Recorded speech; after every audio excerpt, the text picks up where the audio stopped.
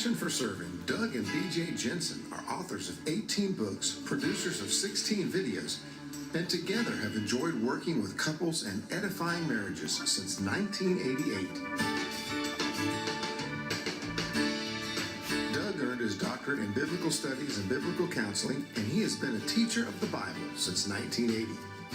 BJ founded the Love and Motion Signing Choir in 1990 and has been the choir director since that time.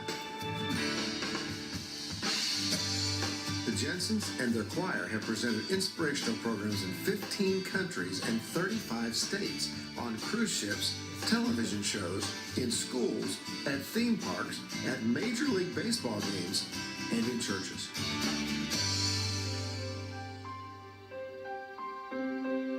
Perhaps influencing their lives more than anything else, the Jensens are bereaved siblings of a brother and sister and bereaved parents of 2 children. Baby Jody Joy died before she was born, and their beloved adult son, John Jay, died tragically in 1995. Doug and BJ are known for their inspirational song signing as well as their multimedia approach to teaching, using effective PowerPoints, presenting thought-provoking original dramas, and writing poignant songs for the bereavement community. The Jensens have a contagious joy, passion, humor, and spirit that they reinforce with sound biblical principles. Audiences worldwide have been encouraged and inspired as they share their testimony and life's journey. And you can too. Spending time with this dynamic duo will equip, encourage, educate, and help to lift your spirits. This is Dr. Doug and BJ Jensen.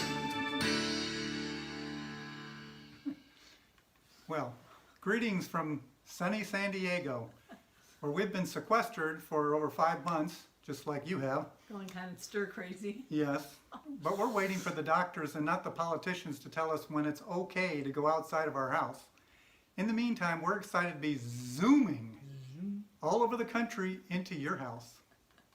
Oh, we are here in memory of my best friend and sister Myrna, who died, and my brother Dwayne, who shared the same birthday as I do. They both died of cancer. We're also here because of baby daughter Jody Joy, who died in my womb. I had to have emergency abdominal surgery, and the surgery saved my life, but unfortunately it ended hers, and I felt the guilt for that for years. We're also here because of our adult son, John Jay, who left this world under tragic circumstances when he decided to take his own life. We carried a lot of shame and regret about his suicide. Oh yes. During my early years of healing over Jay's death, I realized I spent most of my time focused on the tragic moment of Jay's death and when he died on the battlefield, when I could have spent my time focusing on the happy years that Jay lived on the playing field. Oh, that is so important to remember, that change of focus. Yeah, where is your focus? We found that joy is not the absence of heartache, but joy is the presence of gratitude. Thinking in a positive way and being grateful for the time we did have with Jay and our loved ones, we found ourselves slowly starting to have joy again. It does start slowly. But even after the death of 2 children and a brother and a sister, we realized we could lead meaningful, productive lives. As a matter of fact, did you know that 25 of our 45 presidents and their wives have experienced the death of children? That's pretty amazing. I didn't know That's that. mind-boggling. Yeah. Thomas Jefferson buried 5 of his 6 children. Wow. Franklin Pierce, Zachary Taylor, and the Kennedys each lost 3. Lincoln and Reagan experienced the death of 2 children, and Roosevelt, Eisenhower, and Bush each buried 1 beloved child. Yet all of them went on to lead productive lives of meaning and purpose. Well, when my baby Jody died, I turned to my mom and my oldest sister for comfort because both had experienced the death of babies. My sister Myrna buried twin daughters when they were only a week old. I asked them, how does anyone get through the death of a child? And they both offered me the same advice. They said, you've got to pull yourself up from the bootstraps and just keep on going.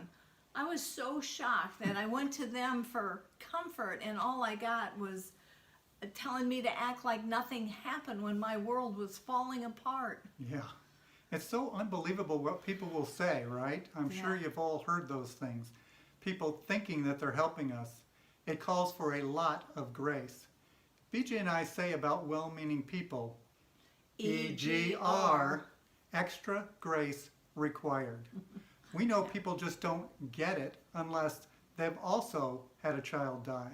Yeah. And we're glad it didn't happen to them. We didn't get it either, or know what to say to others before our children died.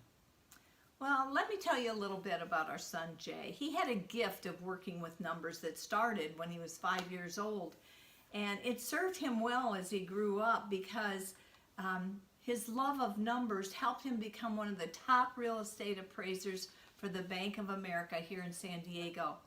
He drove his dream car, a green BMW convertible, and he lived on the prestigious Coronado Island in San Diego. He was a bronzed, buffed, and tough bodybuilder, kind of like me, his stepdad. Okay, maybe not. His life was the picture of health and success, but that was on the outside. What we didn't know was that on the inside of our Mr. GQ, Jay was fighting personal mental demons in a life and death struggle on the battleground of his mind. We were also not aware that his best friend had introduced him to a deadly drug called crystal methamphetamine. Ugh. 6 months into the use of crystal meth, and Jay kind of went a little paranoid and erratic. He was picked up by a really compassionate police officer who gave him the choice of either going to jail or to McDonald's drug rehabilitation. Jay was wise enough to check himself into the drug rehab center where he became a star pupil. Just before he completed his intense program, he told us he had an incredible spiritual experience. It happened when he was alone on the patio. A brilliant light came down, surrounding him with more love than he thought was possible. He knew without a doubt it was God's love and that he was meant to pass that love forward. I am so glad he shared that experience with us. I'm glad to know that. Yes. Jay believed he'd been given a second chance in a new direction. He made a decision to go back to college and get a degree in counseling because he wanted to help those trapped with the weight of guilt, shame, and regret, and those struggling with the stronghold of addictions. But it was 3 months after his release from the rehab center that the depression demons overwhelmed Jay, and he jumped 240 feet to his watery grave off the Coronado Bridge in San Diego. His tragic death sent waves of shock and disbelief through his stunned family, friends, and coworkers. We could not believe it. Yeah. Do any of you suffer from guilt, shame, or regret? Well, you probably do, especially the regret.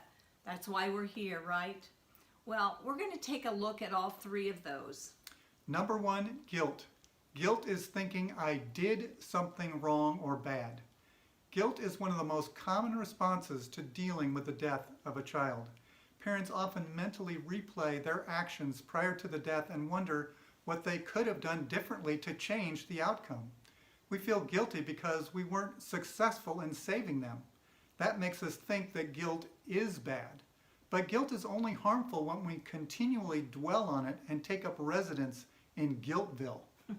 Is there such a place? There is, I believe think I me. lived there for a while. Yes. Well, holding on to guilt is like carrying that backpack that we see full of rock-laden guilt rocks, heavy, emotional baggage that locks us down. But we do have the ability to get out of the emotional prison that locks us in. Before we get out of that prison, though, let's see how we get into it in the first place. We enter an emotional prison when we continually carry those heavy rocks of negative thinking in our backpack. Now, let's look at number two, shame. Oh, I skipped ahead. Sorry. According to Dr. Mickey Stoner, studies show people have thousands of thoughts every day, and as many as 3/4 of those thoughts are negative. That statistic seemed shocking to us until we remembered our own negative thinking and self-defeating thoughts after Jay's death. I was constantly thinking I coulda, woulda, shoulda done something to prevent Jay's death. I beat myself up emotionally by thinking I should have done something to protect him from dying on my watch. I felt like a failure as the family protector. My emotional baggage was asking why? Why did this have to happen? Why us? Why our family? Why Jay? But there were no logical explanations. And even if there were explanations, they wouldn't have been good enough because it wouldn't have brought Jay back. Exactly. Other negative thoughts that plagued me were the what ifs. And then there were the if onlys. These and other negative thoughts ambush me relentlessly. Thinking and asking these things will not bring our satisfying answers or bring our child back. But this negative perspective will keep us locked in an emotional prison. It's true. I don't know if you've heard the Cherokee legend about the elderly chief of the tribe who is passing wisdom down to his grandson. Well, the Indian chief told the young brave about the battle of the two wolves that are in every person, the bad wolf and the good wolf. Well, the bad wolf represents evil, anger, jealousy, greed, resentment, lies, and many other negative thoughts. The good wolf represents joy, peace, love, hope, humility, kindness, empathy, truth, and many other positive thoughts and feelings. Yeah. The chief told his grandson that the two wolves could not survive living in the same space together. One would eventually have to die. The young Indian, of course, wanted to know, well, which of the two wolves inside of him were going to live. And the wise chief told him, that, my son, depends on which one you feed. In an emotional prison, we choose to feed the bad wolf. When we focus on negative thoughts and feelings and allow them to fester, overwhelm, and consume us. We have to watch out for our choices. We need to choose the positive. Yes. When I am plagued by negative and stinking thinking thoughts, Yes. I do one of three things. I either pray, I play, or I say. Now, let me explain. Yes, please explain. I think we all know what praying is. Yes. I think even animals know what that is. Apparently so, from the visual. It's just talking to God about our fears, failures, feelings, frustrations, pain. Or I like to play this little ditty that goes, ain't I gonna go there. Oh no, ain't I gonna listen, to just push away those negative thoughts as they come. Okay, it seems silly, right? Gotta do it with me. Okay, You gotta let's do try it it. with me, All right. everybody. Ain't I gonna go there. Oh no, ain't I gonna listen. Okay, so the third thing I do is say positive things out loud. I stuck a list of positive affirmations on my mirror that I could read every morning to start my mind out on a positive note. I've got little stickies around the house that say, you're beautiful, you're smart, you're whatever. What You're do they all say? talented. You know, just to try to boost myself up, or to counteract those negative thoughts that keep bombarding us. They will bombard us, but once we realize that we're thinking along that negative path, we need to make a conscious choice to choose be positive thinking. positive. Get back on the right track. Yeah. Now let's look at number 2, shame. Shame is the disgrace and embarrassment we feel when others, or we ourselves, say we failed. Shame is toxic. Dr. Brene Brown spent 15 years of her life studying shame, and we found her study really interesting because she found a direct correlation that highly linked shame, or thinking negative thoughts and thinking you're a bad person, to addictive behavior, aggression, depression, violence, eating disorders, bullying, abuse, and suicide. That's some bad stuff. So shaming ourselves or others leads to self-judgment and punishment, negative thinking, addictions, eating disorders, drugs, alcoholism, depression, and even suicidal thoughts. One day I was feeling very low, and I was in my office and I just thought, I need a hug. So I called out to God and I said, God, I need a hug. And I felt in his heart him saying to me, okay, go ahead. And my response was, but I'm not worthy. And I heard God say to me, my love makes you worthy. My love makes you worthy. Yeah, we're not bad people and bad parents. We're all doing the best we can with what we have to work with. God's love makes us worthy. We are free to focus forward and fulfill our life's purpose, not to get sucked into shameful, negative thoughts. Yeah. Number 3 are regrets. Regret is feeling sad or distressed about something that happened that you wish had not happened. All of us bereaved parents feel regret. Regret is the number 1 negative emotion that Americans feel. Can you believe that? Number 1, negativity. I was shocked when you found that statistic. The number 1 negative emotion is regret. Our friend Jason suffered with regret. One day Jason was at work. Around noontime he got the strong premonition that he needed to go home, but he rationalized it away, saying, I've got to stay at work. About an hour later his wife Lana called him and said, come home immediately. He came home to find out that his 2 children, Riley and Brennan, had drowned in their backyard pool. Can you imagine the regret he and Lana felt? Because with different choices, they may have prevented the accidental drownings. Well, guilt, shame, and regret have been a part of the human condition since the beginning of time. We couldn't find a picture of Adam and Eve for you, so we posed for this one. Yeah. Well, that's when I had hair. No, that's when you had hair. That's when I had hair. That's when you had much longer hair. Okay, well, Adam and Eve were the first bereaved parents. Even though they lived a perfect life, they were perfect people, had the perfect situation, they still had bereavement because their son Cain killed his brother Abel. We imagine that Adam and Eve felt guilt, shame, and regret to the highest degree.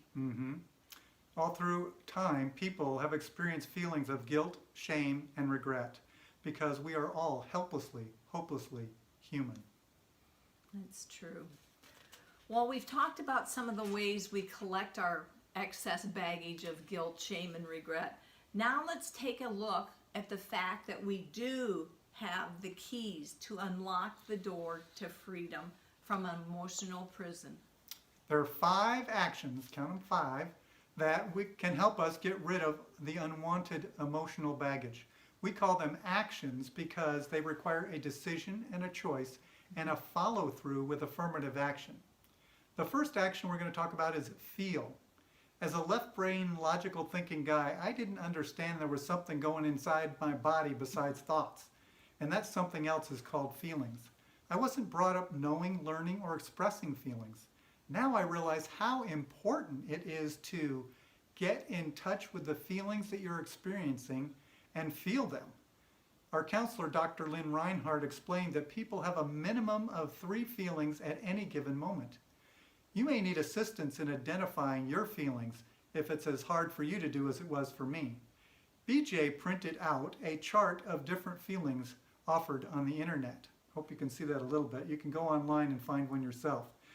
She posted it on our refrigerator door so that we could continually check out our feelings and communicate throughout the day, and it was a great help to me.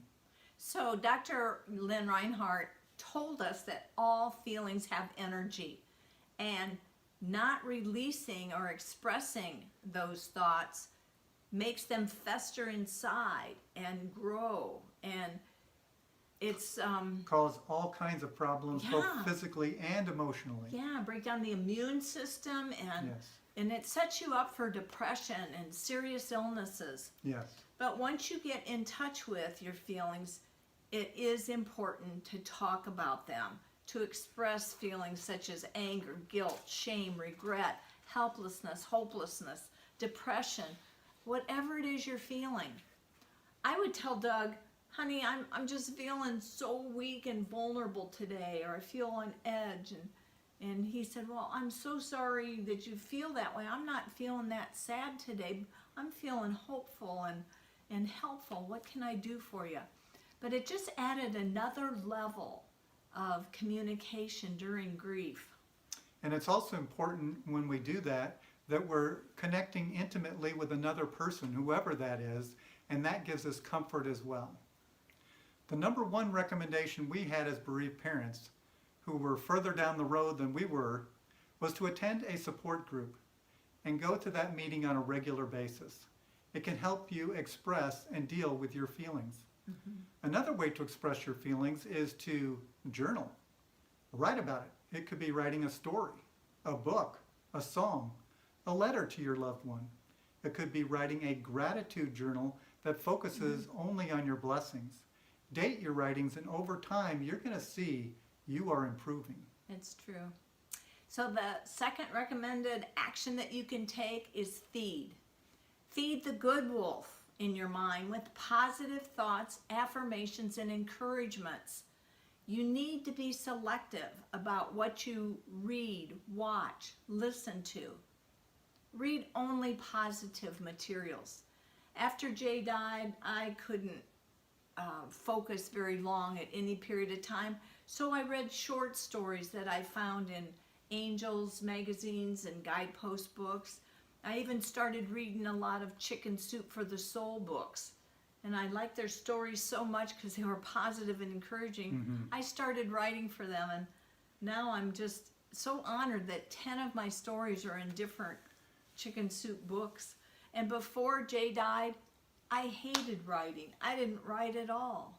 So the point is, even if you don't think you'd like writing, give it a try. You might be surprised. Yeah. B, watch uplifting and positive shows. We found we had to boycott R-rated books, movies, plays, things like that. They can be depressing, discouraging, and disturbing to our spirit. What does that leave us? Not too much. Hallmark. Yeah, pretty much. Pretty much.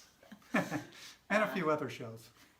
And C, you need to listen to positive and enriching music.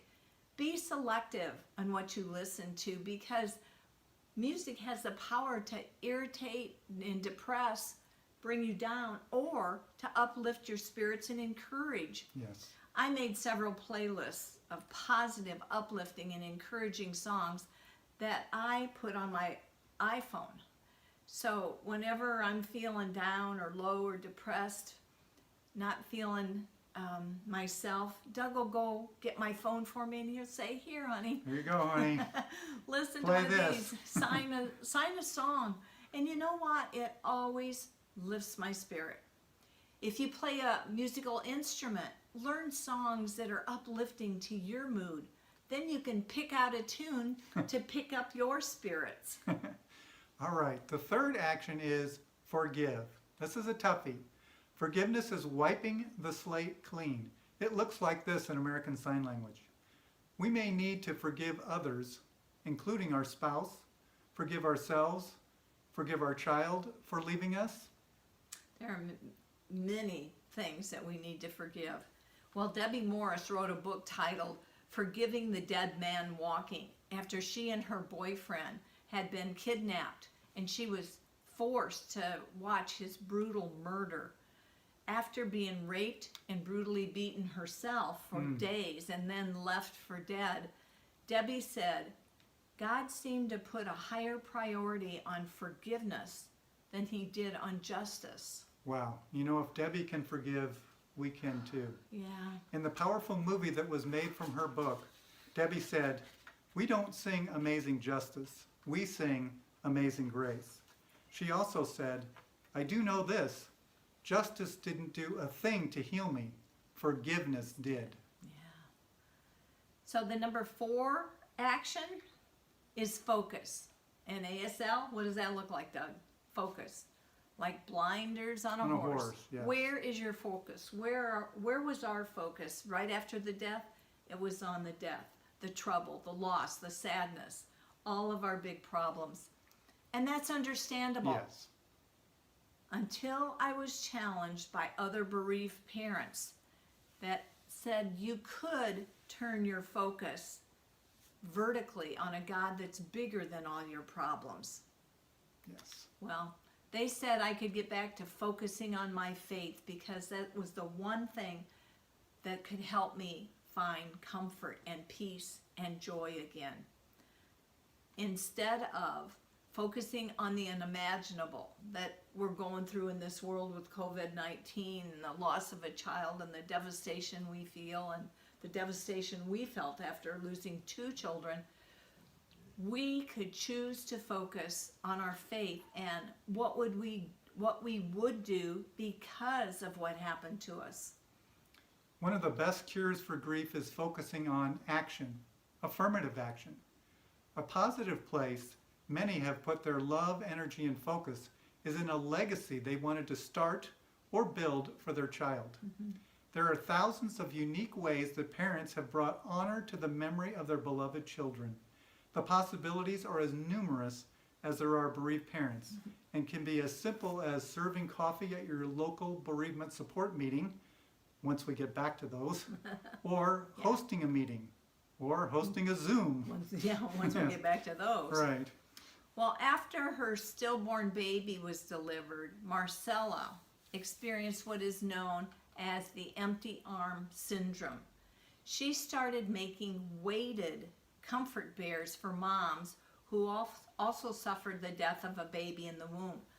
Marcella gave me this comfort bear. It's quite weighty, maybe 8 to 10 pounds, but I know when she placed it in my arms for the first time, I cried because it felt like I was holding baby Jody when I had never gotten to experience holding her before. So that was I thought was a really cool ministry that she had for those of us that have lost a baby in the womb. Yes. And even though baby Faith was strangled by her umbilical cord when she was born, her parents wanted their daughter to be remembered. Her wealthy parents, because they built a retreat center. Oh, that's a nice retreat center, isn't it? That's a nice retreat center they built in Michigan for bereaved parents. Now, Faith's memory and legacy continues on in Faith Lodge. So whether it's as small as making a bear or as big as a huge house, there's always something we can do in honor and in memory of our child. Yeah. Our son Jay had been standing on the Coronado Bridge threatening to jump because he was distraught. He and his girlfriend had broken up that morning. The Coronado police answered the call of a potential jumper on the bridge. They rushed to the scene and were patiently and compassionately talking to Jay for 45 minutes. Then an off-duty San Diego police officer arrived at the scene and everything changed. He did something officers are trained to never do. He rushed right at Jay, forcing him to make a split-second decision. The Coronado Police Department called it a wrongful death because of that policeman's actions. After Jay's death, we learned that at that time in San Diego, there were over 400 distress calls monthly. We took affirmative action to change the way police handle distress situations. Within a year, a new program was started in San Diego County called PERT, Psychiatric Emergency Response Team. Uniformed police officers are teamed up with trained mental health professionals to answer 15,000 distress calls in San Diego County yearly. That's pretty amazing when you think about it. Yeah. Well, right before this quarantine that we're in started, we got to see Jay's legacy in action. I don't know, it was a bittersweet thing for me, but a PERT team actually showed up in our neighborhood. Our next door neighbor had called 911 because a mentally challenged lady had wandered into their backyard and she had stripped down naked and she was sunbathing. So the PERT team took care of her. Whoa. And we were just kind of in awe of how that all transpired, and we just had to say thank you, Jay, for Yes. making a difference. I think it was a little love note, we thought, from God, just showing us that Jay's legacy is still in action. Yeah. Talking about action, the fifth action is forge ahead. But how can we move forward after the death of a child? The answer is not easily and not quickly. It takes positive choices, personal efforts, and a lot of work. A lot of work. Helpful, constructive decisions, affirmative actions, and continual commitment. In other words, you just have to keep moving forward and working at it, and eventually you will get there. Yeah. We need to let go of the excess baggage of guilt, shame, and regret every day. Maybe it would help you to write down every burden and negative emotion on a piece of paper and then throw it away, or burn it up if you've got a fireplace. Or walk it out to the trash can. and, Yeah. and smash it down in that trash can. Stop it. Yes. It's like, We can choose to forge into the future to bring healing and legacy out of our loss by implementing some or all of the suggestions at this gathering. So, Well, BJ, in conclusion, we want to challenge you to remember 5 things that will help you heal.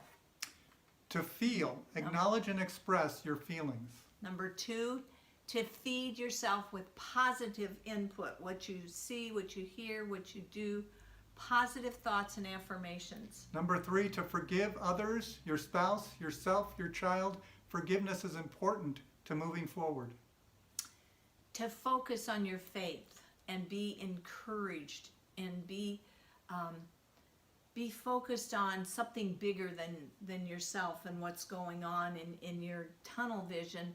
There's a whole big picture out there, and we would always want Jay back, but now we're focused on what his legacy has done for thousands of people just in Southern California. Right. If Jay had to die, we want his life to matter. Yeah. And so we've done everything we can to honor Jay with what we do and to make his life count. And number 5, forge ahead by creating something positive as a legacy for your child. Remember, we have the opportunity to finish our child's wonderful story. So now we're going to open this Zoom up for questions. And if you have any questions related to grief or your grief journey or our grief journey, it would be helpful if you raised your hand so that our moderator, Marilyn, can call on you. Then when you're called, you can unmute your microphone